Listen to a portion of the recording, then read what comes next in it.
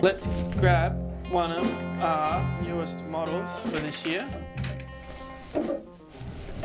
which is the Binggal Bulaa.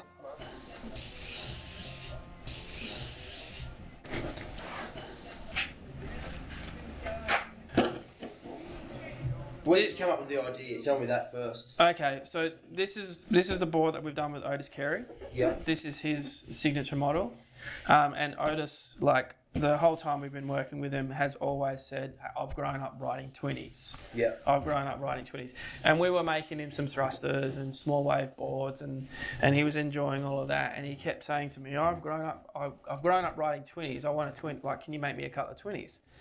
And when he said that, I was like, okay, well, let's just not make a traditional 20, or let's not make a fish 20. Let's try and make a full-on performance twin. Twin fin, yeah. Yeah. I took the Wave Slave. Yeah.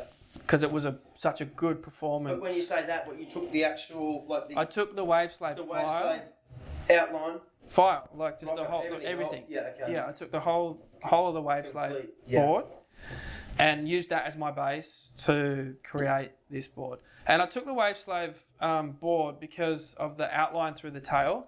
The Wave Slave had such a wide pod, and it created like a straight through the tail of the outline, which gave it all the drive. Even though it was such a small wave board, it still had a lot of drive and hold because of that straightness through the tail of the outline. Yeah. So that's the reason, that was the majority of the reason why I took that, because I wanted the board, 20s can get really squirrely. Yeah. So I wanted the board to hold on rail. Yeah. And I wanted that was the other thing in enabling it to have like a near-on thruster sort of feel, like forward propulsion. Yeah. All those things work in combination to help it give it that forward propulsion and like a thruster style feel. So it's a Wave Slave until it's where would you say? it's just an adjusted Wave Slave to suit the board that Otis and I had been talking about and working. And we worked on, but man, we've been working on this for close to a year. Oh yeah, totally. So it's not just like it's been a long time. Yeah, it's not just happened. So there's been bits and pieces that we've adapted over time, like pulling the tail pod in slightly so it gives it a curve at the end, so you do get some shape out of your turns, and it's not just like a stiff sort of feeling. The fin positioning was a big one, figuring out where to put the fins on the board so that you're creating the right feel. So what do you do there? Do you move them backwards, or you... I'm not going to say that, but we figured out exactly where to put them, so it gave them all the speed and freeness. Yep. But when you do put it on rail, it gave it the hold. They gave it the hold and feel of a thruster, so you're not constantly having to push.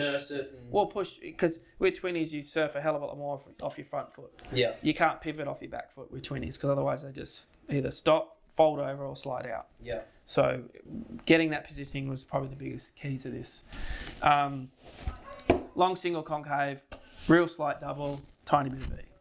Simple bottom, really simple bottom, just to work with the rest of the board.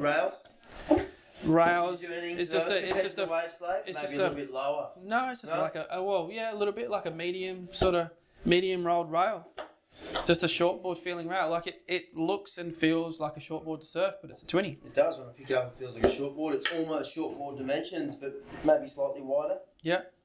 And dude, it's all I've been riding for months. I know you've been loving that one. Months and months. So Binggal Bulaa, which is twin fin in Otis' native language. $25 from each board sale going to the Cooleye Indigenous Preschool. Coffs Harbour. So yeah, wait till this one comes out. We're excited about it.